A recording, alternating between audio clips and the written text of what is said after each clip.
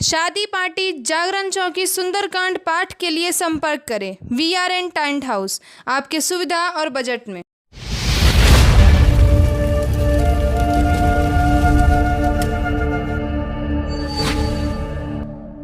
इस पत्रिका के माध्यम से ये बताने का प्रयास किया जा रहा है कि हम क्षेत्र में क्या किए हैं और क्या करने वाले हैं। इसको आप कैसे देखते हैं? नहीं, इसके अंदर निश्चित तौर पे जो ये त्रिपाठी जी की तरफ से एक ये संगठन में शक्ति के नाम से जो इन्होंने एक पूरी एक अच्छी पहल उठाई है, तो पूरा जो 6 महीने का इन्होंने अपना एक जो भी कार्यकाल किया है नत्थु कॉलोनी के अंदर, उसको दिखाने का और उसको एक तरीके से जितने भी हमारे संगठित जितने भी लोग हैं, ये आप राजनीतिक नहीं कह सकते, इसे व्यवहारिक है, जितने भी लोग हैं चाहे वो किसी भी पार्टी से हो, क्योंकि देखिए कॉलोनी के विकास के लिए कहीं ना कहीं हम पार्टीबाजी अगर करेंगे तो कॉलोनी का विकास नहीं होगा। तो उस कंडीशन को देखते हुए इसके अंदर निगम भी, MLA भी, MP भी, तीनों के माध्यम से जो भी कार्य हो सकते हैं कॉलोनी के अंदर उसको कराने का प्रयास है। त्रिपाठी जी से मुलाकात हुई थी तो उन्होंने बताया था कि जो 6 महीने में अभी तक हमने कार्य किए हैं उनका एक हमने एक लेखा जोखा इसके अंदर प्रस्तुत किया है, जो अभी हम इसको आज लॉन्चिंग इन्होंने करी है तो आज दिखाया है इन्होंने। तो ये एक अच्छा प्रयास है कि आने वाले समय में जो भी इस चीज़ को देखेगा तो समझ पाएगा कि त्रिपाठी जी की तरफ से क्या कार्य हुए हैं। प्रधान का जो दायित्व है कहीं ना कहीं देखिए उनके हाथ में कुछ भी नहीं है इस टाइम पे, सिर्फ एक रिक्वेस्ट है, चाहे वो MLA से करनी हो, चाहे निगम से करनी हो, चाहे MP से, किसी से भी करनी हो। तो हम एक रिक्वेस्ट और संगठित होके, जब तक हम संगठित नहीं होंगे कॉलोनी के विकास के लिए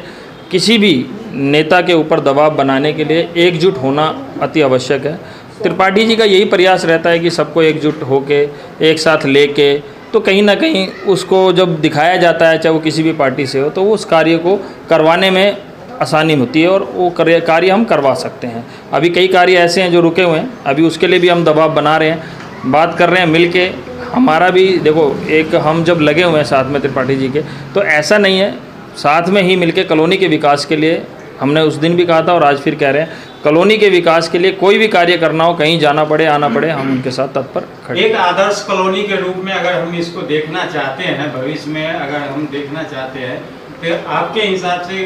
क्या एक सुझाव होगा जो क्या करना चाहिए जो इसको आदर्श कॉलोनी हम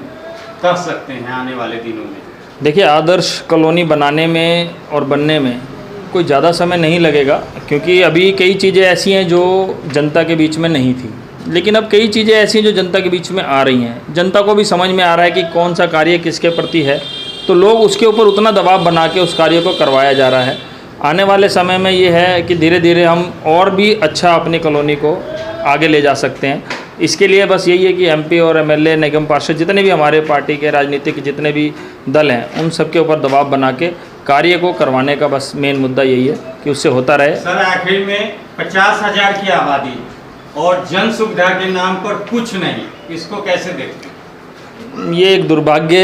है कॉलोनी का कि जन सुविधा के नाम पे, क्योंकि जो कटिंग हुई है कॉलोनी की उसके हिसाब से कोई भी यहाँ पे पार्क नहीं है, कोई DDA की कोई लैंड ऐसी बनी नहीं हुई है, कोई डिस्पेंसरी नहीं है कॉलोनी के अंदर। लेकिन हम ना होते हुए भी, हम उस चीज़ को ना देखते हुए हम प्रयास करेंगे कि अपनी कॉलोनी के अंदर उसको लाने का प्रयास होगा, चाहे वो हमें प्राइवेट लैंड के अंदर बनवाना पड़े, चाहे किसी भी तरीके से करके MP, MLA, निगम पार्षद, मैंने जैसे बताया आपको, किसी भी राजनीतिक दल से करवाना पड़ेगा, तो उसको अप्रूव करके कॉलोनी के अंदर लाया जाएगा और वो लाने का प्रयास रहेगा। जी, आपका बहुत बहुत धन्यवाद। धन्यवाद जी।